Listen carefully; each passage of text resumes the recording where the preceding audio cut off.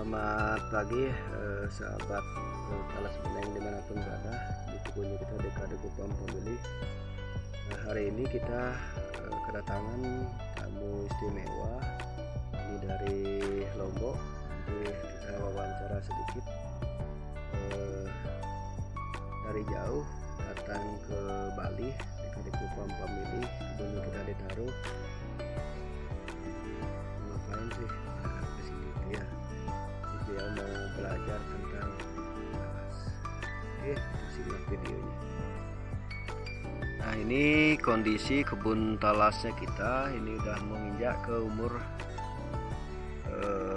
9 bulan. Nah, ini juga sudah lumayan tinggi, umbinya sudah naik dia ke atas.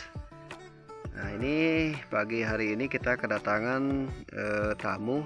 Beliau dari Lombok dengan anaknya. Ya, jauh-jauh datang ke Bali cuma ingin melihat talas beneng itu seperti apa gitu. Oke, selamat pagi Pak. Selamat pagi Pak.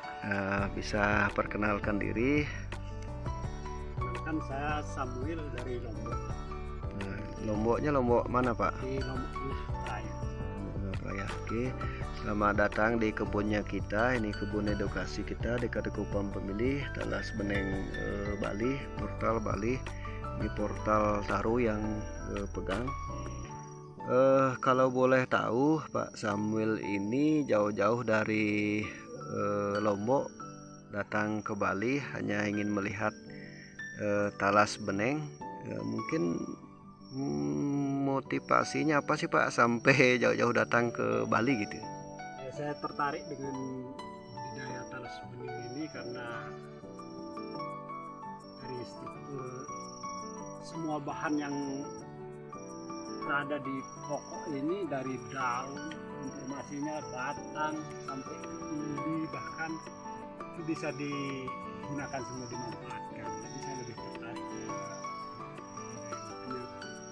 sini ingin belajar cara merawatnya, cara tanam segala macamnya tanam. Oke, terima kasih. Nah, mungkin Tiang bisa jelaskan sedikit khusus talas beneng. Ini pengalaman kita udah menuju ini tanaman ke 9 bulan, udah lumayan tinggi. Nah, betul apa yang disampaikan Pak Samuel tadi. Talas beneng adalah satu-satunya komoditas yang memang semua komponen tanam itu bisa kita manfaatkan. Mulai dari daun, batang, kemudian umbinya memang kita bisa manfaatkan. Nah, salah satu daunnya kita bisa manfaatkan sebagai daun rajangan kering. Ini ada nilai ekspornya. Kemudian di batangnya selain untuk kerajinan seperti eceng gondok, ini bisa dimanfaatkan sebagai bahan makanan manggot, juga sebagai pupuk organik bisa kita manfaatkan. Nah, yang tak kalah penting adalah dari umbinya.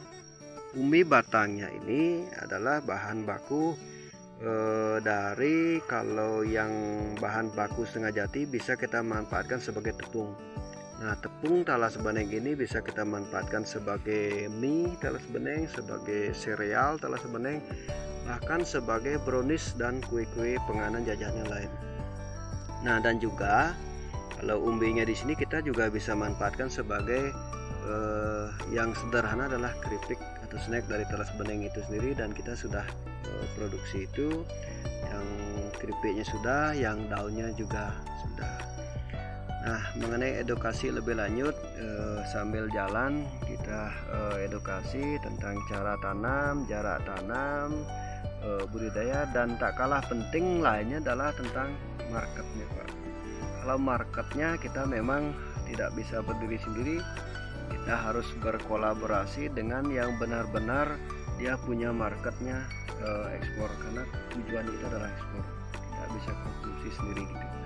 Nah, terima kasih atas waktu, kesempatan, dan kunjungannya ke tempatnya kita. Terima kasih banyak. Semoga apa yang kita sampaikan nanti bincang-bincangnya bisa bermanfaat, bisa kita terapkan, bisa kolaborasi dengan baik. Terima kasih. Beliau dengan anaknya.